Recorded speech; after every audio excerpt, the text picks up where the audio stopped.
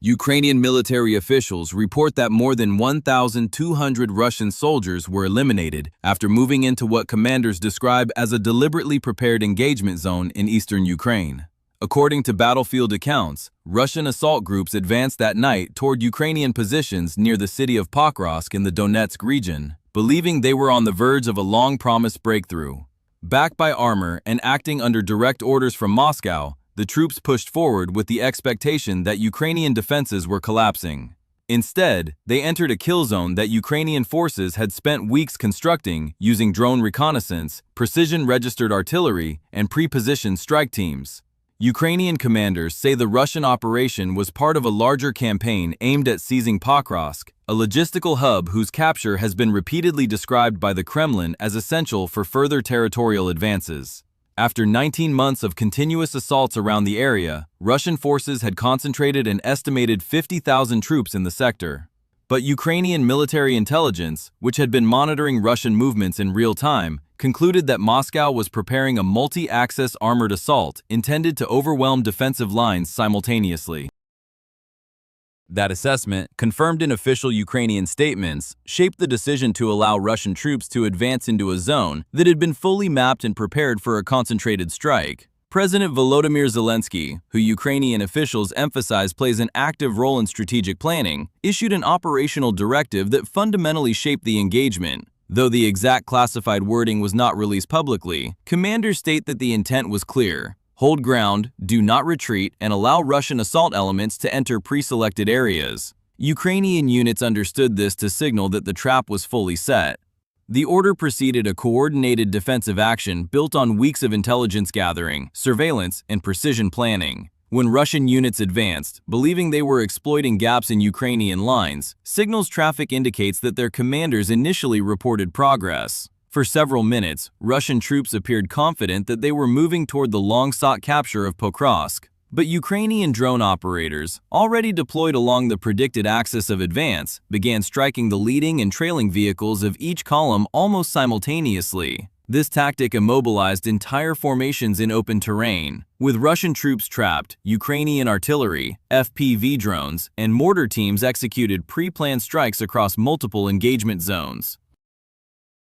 Within hours, the Russian assault began collapsing, and by the end of the two-day fighting period, Ukrainian reporting confirmed more than 1,200 Russian personnel killed, wounded, or captured. The scale of the losses, combined with the failure of what Russian commanders had viewed as a critical breakthrough operation, underscores the depth of preparation behind the Ukrainian defense. According to Ukrainian officials, the engagement near Pokrosk reflects a strategic doctrine shaped by the realities of a smaller population and more limited manpower. Rather than matching Russia in numbers, Ukraine has focused on maximizing attrition against Russian forces through intelligence-driven operations designed to inflict disproportionate losses. Military analysts note that Ukraine's use of drones, not as supporting tools but as primary strike weapons, has redefined the battlefield and played a decisive role in the events near Pokrosk.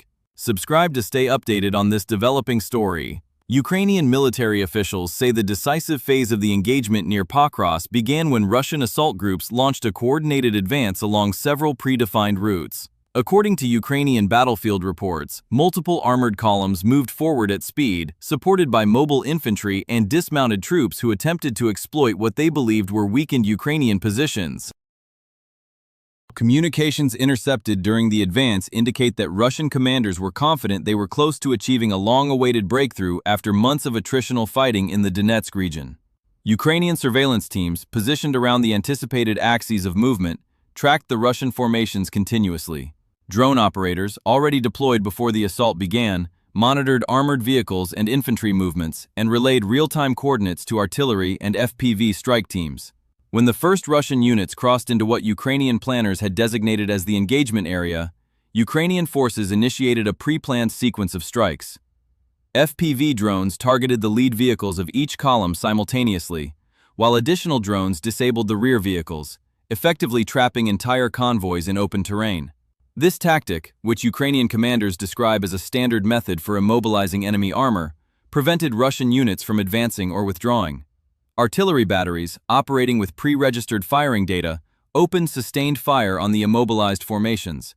Drone imagery guided adjustments to maximize the impact on armored vehicles, supply trucks, and infantry attempting to disperse under fire.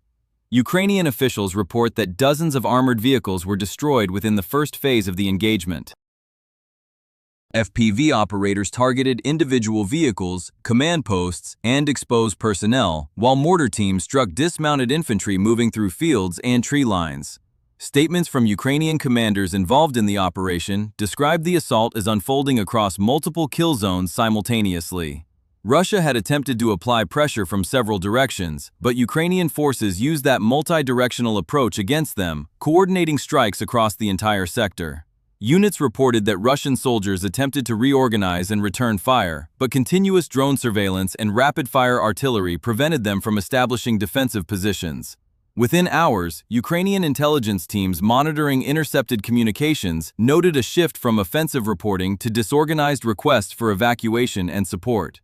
By the end of the two-day period, Ukrainian General Staff confirmed that what had been functioning as an entire Russian assault company had been effectively eliminated. Hundreds of Russian personnel were killed or wounded, and Ukrainian estimates, corroborated by Western defense sources, placed total losses across the engagement zones at more than 1,200 troops. Captured Russian soldiers told Ukrainian interrogators that they were unaware they had entered a prepared trap. They reported being informed by their commanders that Ukrainian defenses were close to collapse, and that a final push could secure the capture of Pokrosk, a key logistical hub Russia had been attempting to seize for 19 months. Testimony from the captured personnel indicated that many Russian soldiers had exceeded their expected deployment terms, with no rotation or relief. Some reported being told they were participating in a decisive operation that would allow them to return home.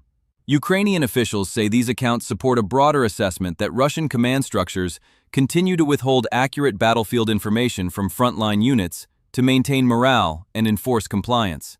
Ukrainian intelligence sources emphasize that the Pokrosk engagement demonstrates the effectiveness of a broader defensive doctrine built around targeted attrition, precision strikes, and drone-centered warfare.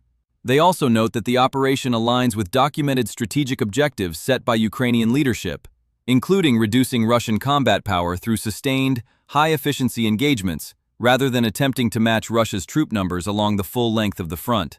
Ukrainian officials say the consequences of the Pokrosk engagement extend far beyond the immediate battlefield results. According to assessments released by Ukraine's General Staff, the elimination of more than 1,200 Russian troops in a single concentrated operation highlights a widening gap between Russian battlefield expectations and the realities faced by its frontline units.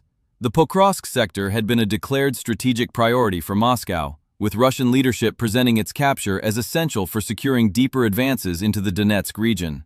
Despite concentrating approximately 50,000 troops in the area over months of continuous operations, Russian units failed to achieve any of the objectives laid out in their offensive planning for the year. Ukrainian intelligence notes that Russia has continued deploying new personnel at a historically high rate. Estimates from Ukrainian military services and Western partners suggest Russia recruited more than 400,000 soldiers in a single year and is preparing additional mobilization measures. Ukrainian analysts argue that while these recruitment numbers allow Russia to sustain offensive operations, the losses incurred in engagements like the Pokrosk trap reveal structural vulnerabilities in Russia's ability to convert manpower into effective combat power. According to intelligence reports, repeated failures to rotate frontline units and the prolonged deployment of conscripted soldiers contribute to declining morale and combat effectiveness across several Russian formations. Reports circulating on Russian military blogger channels, some of which support the war effort, acknowledge that units operating near Pokrosk experienced severe attrition and diminishing operational capability. According to these sources, the pace of Russian personnel losses and the absence of organized recovery cycles left several assault groups unable to restore strength before being ordered into renewed attacks. Ukrainian analysts say these accounts align with broader patterns observed across the front, where Russian forces continue offensive operations despite lacking adequate training, equipment replacement, and rest periods. In parallel with developments at the front, Ukraine continues to face intense pressure from sustained Russian drone and missile strikes. Ukrainian emergency services report that Russia has launched repeated large-scale attacks on major cities, including Kyiv, targeting energy infrastructure and residential buildings. One of the largest bombardments occurred in late December, when Russia fired roughly 500 drones and dozens of cruise missiles in a single night. Ukrainian energy officials warn that national electricity generation has been reduced by more than half since the beginning of the war, leaving the country vulnerable to further outages during periods of peak demand. Despite the strain on civilian infrastructure, Ukrainian military leaders maintain that Russia has failed to achieve any of its major stated territorial goals for the year. General Alexander Syrsky, in a documented interview, outlined that Russia had planned to seize all of Donetsk Oblast, expand operations in the Zaporizhia and Dnipropetrovsk regions, and establish buffer zones in Kharkiv and Sumy. Ukrainian and Western intelligence assessments confirmed that none of those objectives were met. Instead, Ukraine conducted strikes on more than 700 targets inside Russian territory, disrupted supply routes, and limited the operational reach of Russia's Black Sea Fleet. The broader context, Ukrainian officials say, is a strategic framework that prioritizes imposing high and continuous costs on Russian forces. Military planners describe a long-term approach built around the calculated use of drones, precision artillery, sabotage operations, and targeted defense tactics designed to erode Russia's offensive capacity. The events near Pokrosk, they argue, reflect this doctrine in practice. Russia concentrated significant manpower and equipment for a decisive push, but Ukraine used intelligence, pre-positioned assets, and real-time surveillance to redirect that offensive into an engagement zone that inflicted heavy losses and halted the planned advance. Analysts note that Russia's cumulative battlefield casualties, estimated by Ukrainian and Western sources at more than 790,000 killed, wounded, or captured since February 2022, combined with extensive equipment losses, continue to limit Moscow's ability to translate large-scale mobilization into sustained operational success. Ukrainian officials emphasize that while Russia retains numerical advantages, the efficiency of Ukrainian defensive operations, the nationwide expansion of drone manufacturing, and the integration of unmanned systems into frontline tactics have reshaped the strategic balance.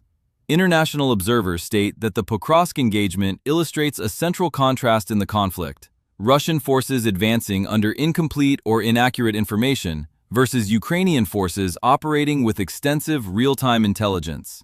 Ukrainian commanders argue that this disparity has repeatedly determined outcomes along the Eastern Front, particularly in engagements where Russian units believed they faced weakened defenses, but instead encountered coordinated drone and artillery networks.